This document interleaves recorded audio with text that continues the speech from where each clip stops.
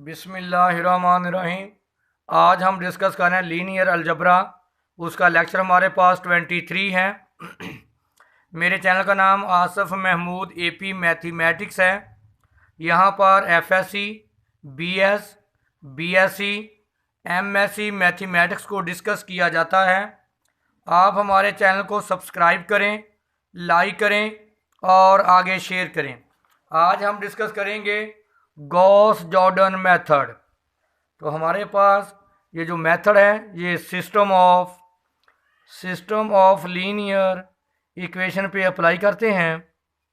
मैंने आपको पहले भी बोला था कि रिड्यूस्ड एचेलॉन फॉर्म को हम बोलते हैं गॉस जॉर्डन मेथड। तो गॉस जॉर्डन मेथड में हम रो ऑपरेशन अप्लाई करते हैं, यानी दो रो को हम इंटरचेंज कर सकते हैं। एक रो को मल्टीप्लाई करके दूसरे में ऐड भी कर सकते हैं और सब्ट्रैक्ट भी कर सकते हैं। दरअसल गॉस जॉर्डन मेथड होता क्या है कि ये आपके पास ऑगमेंटेड मैट्रिक्स है B1, B2 और B3। गॉस जॉर्डन मेथड में आप क्या करते हैं कि आपके पास जो मैट्रिक्स ए है, ये मैट्रिक्स ए है, इसको आप चेंज कर देते हैं आइडेंटिटी मैट्रिक्स 1 0 0 0 1 0 0 0 1। तो यहाँ पे आपके पास जो वेरिएबल उनकी डायरेक्ट वैल्यू आती हैं, ये वैल्यू x3 की होगी, ये वैल्यू x2 की और ये वैल्यू x1 की। यानी x1 की वैल्यू B1, x2 की वैल्यू B2, x3 की वैल्यू B3। अब मैं आपको इसका कंसेप्ट क्लियर करवाता हूँ। देखें हमारे पास क्वेश्चन है, क्वेश्चन नंबर 12। अब हम फाइंड दी सोल्यूशन, इसका सोल्यूशन फाइंड करेंगे गॉस जॉर्डन मेथड से। 6x1 minus 6x2 plus 6x3 is equal to 6, 2x1 minus 4x2 minus 6x3 is equal to 12, 10x1 minus 5x2 plus 5x3 is equal to 30। तो हम इसको change करेंगे augmented matrix में। देखें कैसे लिखते हैं इसको। ये हमारे पास x1 का कोफिशिएंट है, ये x2 का 3, 6 माइनस 6 और 6, ये अदर क्या लिखते हैं कांस्टेंट वैल्यू 2 माइनस 4 माइनस 6 12, ये लिखेंगे 10 माइनस 5 5 और 30।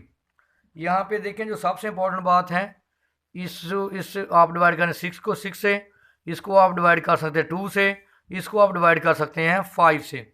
यानी R1 को डिवाइड करेंगे 6 से, R2 को डिवाइड करेंगे 2 से, R3 रो को डिवाइड करेंगे हम 5 से।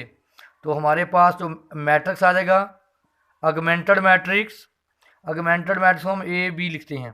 तो 1 माइनस 1 1 1, इसको 2 पे डिवाइड करें, 1 माइनस 2 माइनस 3 6, इसको 5 पे डिवाइड करें, 2 माइनस 1 माइनस और क्या आ गया 6।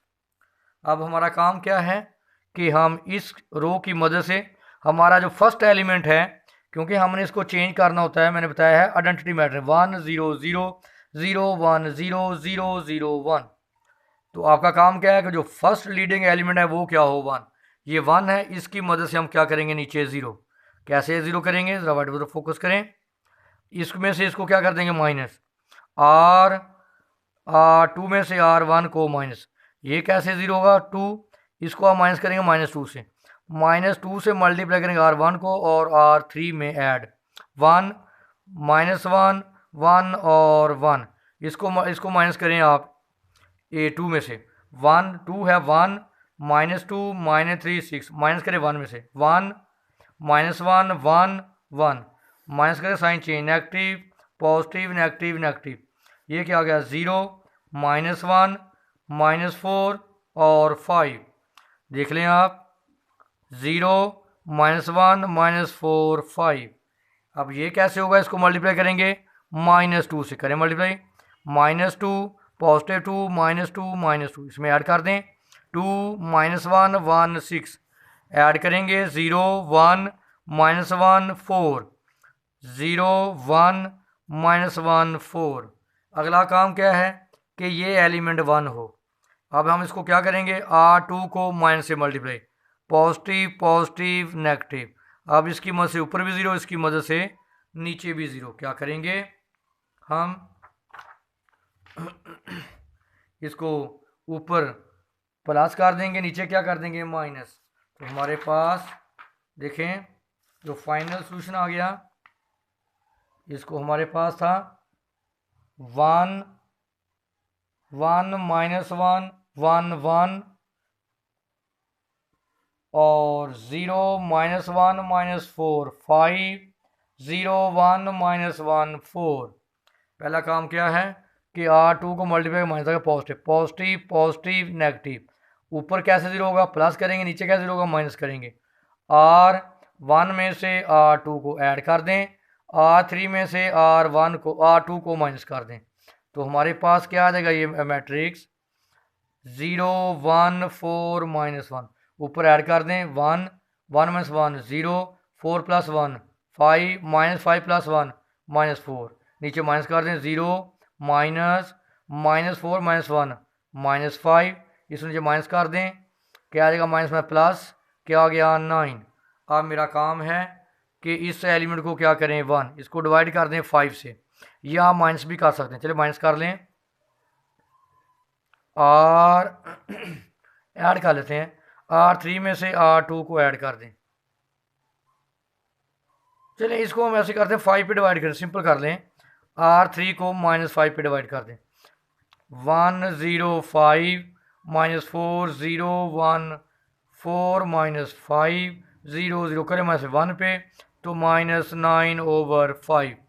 अब क्या करेंगे, इसकी मदद से ऊपर 0, R3 को मल्टीप्लाई करेंगे -4 से R2 में ऐड, फिर आप 5 से मल्टीप्लाई -5 से मल्टीप्लाई करेंगे R3 को और R1 में ऐड, तो क्या आ जाएगा हमारे पास, ये 1 0 0 0 1 0 0 0 1 करें मल्टीप्लाई।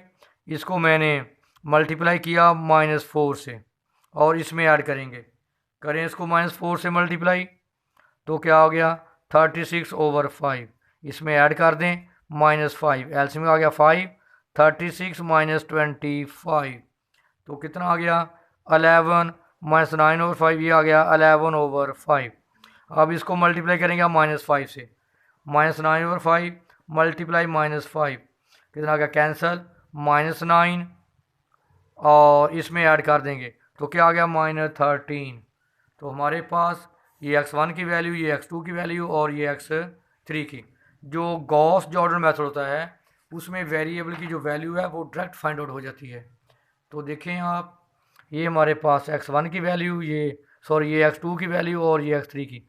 x1 की वैल्यू 5, x2 की वैल्यू 11/5, x3 की वैल्यू -9/5। नेक्स्ट हमारे पास है 5x1 + 5x2 - x = 0, 10x1 5x2 + 2x3 = 0, 5x1 + 15x2 - 9x = 0। तो अगर आप देखें तो ये हमारे पास ax = 0 है। ये हमारे पास सिस्टम ऑफ होमोजीनियस इक्वेशंस हैं।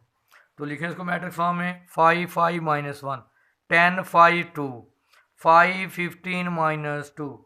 हमारा काम क्या है कि हम इसको चेंज करेंगे, इस पर अप्लाई करेंगे गॉस जॉर्डन मेथड। तो अब आपने इसको नीचे ज़ीरो करने के लिए गौर कर लें, इसको आपने नीचे ज़ीरो करने के लिए इसको -2 से मल्टीप्लाई, इसको इसमें से माइनस कर दिया। क्या किया, -2 से मल्टीप्लाई करें R1 को और R2 में ऐड कर दें, फिर R1 को R3 में से माइनस कर दें। इसको करें, जब आप -2 से मल्टीप्लाई करेंगे तो -10 -10 + 5 -2 से इसमें ऐड कर दें 10 5 और 2 करें ऐड 0 -5 और 7, फिर इसको इसमें से माइनस करें 5 15 9 करें minus 5 5 -1 negative negative negative cancel 0 10 और +10। तो देखें हमारे पास क्या आ गया 0 0। आगे आप क्या करेंगे, इसकी मदद से आप नीचे क्या कर लें 0, तो आप मल्टीप्लाई करेंगे इसको 2 से मल्टीप्लाई करें R2 को और R3 में ऐड कर दें, करें इसको 2 से मल्टीप्लाई 0 -10 8 इसमें ऐड कर दें 0 10 -8 क्या आ गया 0 0 0। तो देखें ये पूरी रो क्या होगी 0। अगर आप गौर करें तो हमारे पास x1 x2 x3, हमारे पास नंबर्स ऑफ अननोन्स वो थे 3। कौन कौन से? x1 x2 और x3। अब हमारे पास रैंक ऑफ ए हमारे पास क्या आ गया? 2। तो अब अगर आपके पास number of unknowns not equal to हो रैंक ऑफ ए, तो इसका मतलब है कि इसका सोल्यूशन एग्जिस्ट नहीं करेगा। इसका सोल्यूशन क्या होगा? Non trivial solution. तो आप इसको जो फर्दर सोल्यूशन फाइंड करेंगे, क्या लिखेंगे इसको? -5x2 + 4x3 = 0। यहाँ से आप वैल्यू निकालें x2 की। 5x2 = 4x3, तो x2 की वैल्यू आ जाएगी 4/5x3। अब आपके पास 5x1 + 5x2 - x3 = 0।